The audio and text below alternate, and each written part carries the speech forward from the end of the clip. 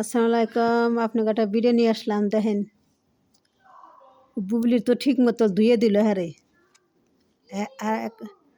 আর এক নাইকে দেখেন।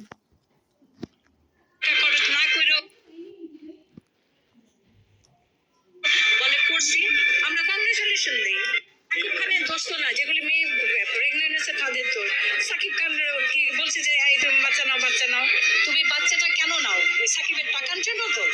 তাহলে বর্ষা, তাহলে আর অনন্ত জলিলের বর্ষা যদি 100 কোটি টাকা খরচ না করেও বলে করছি, আমরা কংগ্রেচুলেশন দিই।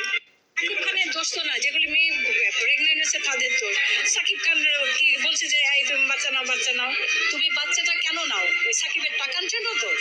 তাহলে বর্ষা, তাহলে আর অনন্ত জলিলের বর্ষা যদি 100 কোটি টাকা খরচ না করেও বলে করছি, আমরা কংগ্রেচুলেশন দিই। সাকিব খানের দোস্ত না, যেগুলি মেয়ে প্রেগনেন্ট আছে তাদের তো সাকিব খান কি বলছে যে এই তুমি বাচ্চা নাও তুমি বাচ্চাটা কেন নাও? ওই সাকিবের টাকার জন্য তো? তাহলে বর্ষা, তাহলে আর অনন্ত জলিলের বর্ষা যদি 100 কোটি টাকা খরচ না করেও বলে করছি, আমরা কংগ্রেচুলেশন দিই। সাকিব খানের দোস্ত না, যেগুলি মেয়ে প্রেগনেন্ট আছে তাদের তো সাকিব খান কি দেখছেন, বুবলির আচ্ছা মতো ধুয়ে দিল। এই মেয়েটা ওই যে নাইকে সাকিবের হাতে বই করছে, আচ্ছা মতো ধুয়ে দিল। যে ওই যে বুবলি পেট উঠেছিল, এটা এই কবকার কথা, তা আমি আজকে এটা বাই করে দেখলাম। বুবলি পেট নেটেছিল, পেট ব্যাগে দেখাইছে যে আমার পেট হয়েছে, যে দেখে।